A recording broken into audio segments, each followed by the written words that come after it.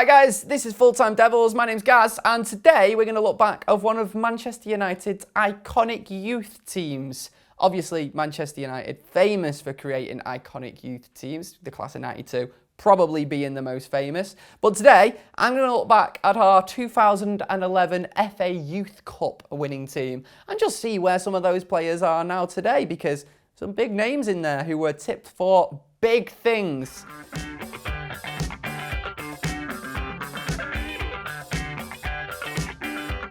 Let's start with the goalie, Sam Johnstone. He's had 10 different loan spells since that at 7 different clubs. Let me just take a deep breath before I go through some of these.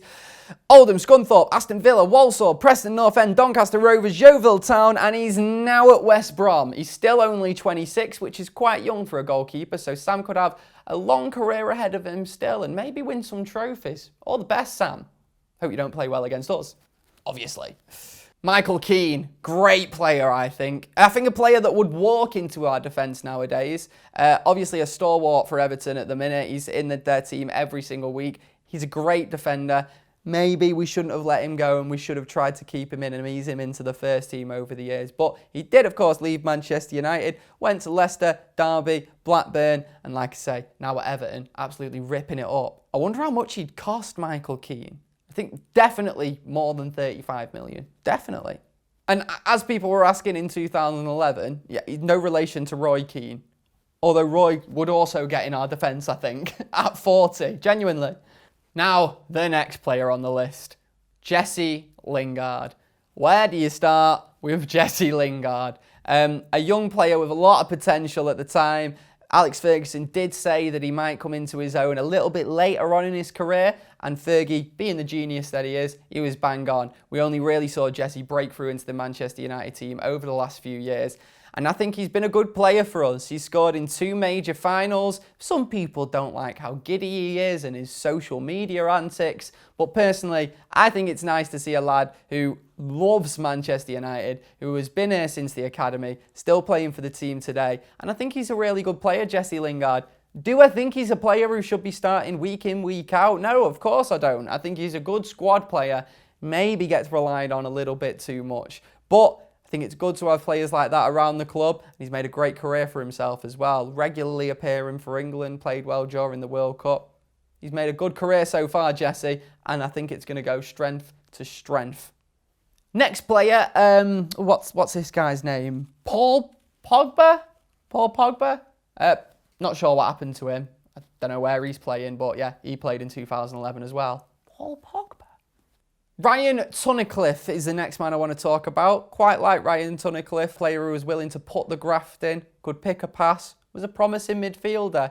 Didn't quite make it at Manchester United in the end and ended up following Rennie Mullenstein to Fulham. Spent 2.5 years there when they were relegated and is now at Millwall. Poor lad. Poor lad.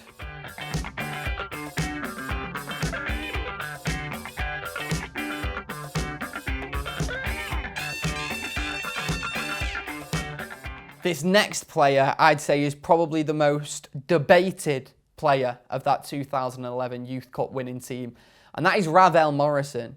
Many United fans at the time said that Ravel Morrison was the best young English player in the country. He was certainly the best player in that team. Lingard, Pogba, they were nothing on a Ravel Morrison. Seriously. He was always in the papers, Ravel, for doing just absolutely batshit crazy stuff. And that's why it didn't work for Ravel in the end. Off the pitch, his antics were just too much for Sir Alex Ferguson to deal with. You sort of feel like if Sir Alex Ferguson can't coach someone on the right path, then there's probably no helping them, is there? I remember Ravel put someone on Twitter once when he was left out the squad, and could you imagine if this happened nowadays? He tweeted like, "Cannot wait till the end of the season," which just, what an attitude for a teenager. And then Wayne Rooney replied to it actually and said, "It might come sooner than you think." Like, can you imagine Wayne Rooney coming across more intelligent than you on social media? Like, that's quite an effort, Ravel. Quite an effort. And then that was when his world tour really did begin. He went to Cardiff, went to Lazio, went to Mexico, played for a team called Atlas. Atlas? Never heard of him. need one to find him. And now he's currently playing in Sweden for a team called Östersund. Östersund. Yeah, about that.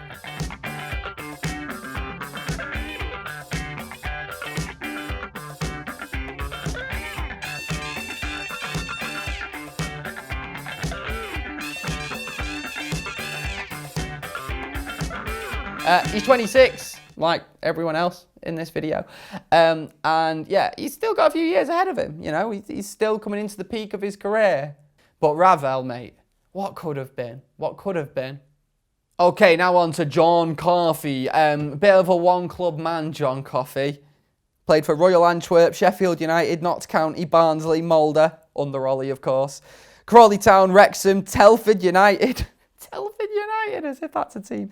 Southport, Bradford, Park Avenue, Chorley, Stalybridge, Celtic, Derry City, Hume City, and no, that isn't Hume near Moss Side, it's a team in Australia, and that is where John Coffey is at the minute, Hume City.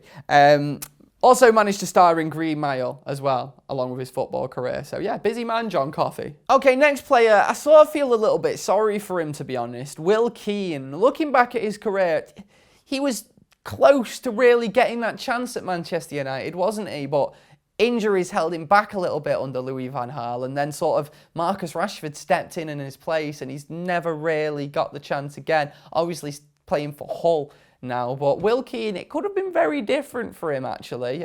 Really good young player at the time, though. Obviously the brother of Michel, who I've also mentioned in this video, as everyone knows.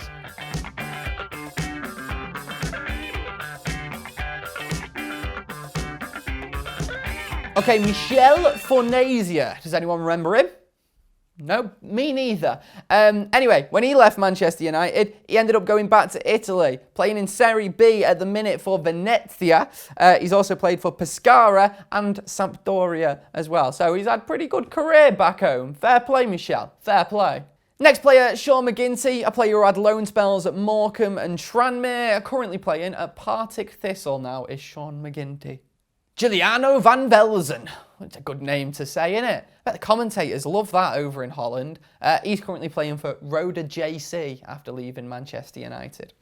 And Tom Thorpe. I remember Tom Thorpe playing for Rotherham, actually. They're one of the teams he played for. Also Birmingham and Bolton. Now, if you didn't know this about Tom Thorpe, he's currently playing in the Indian Super League underneath the tutelage of none other than Man United legend Steve Coppell.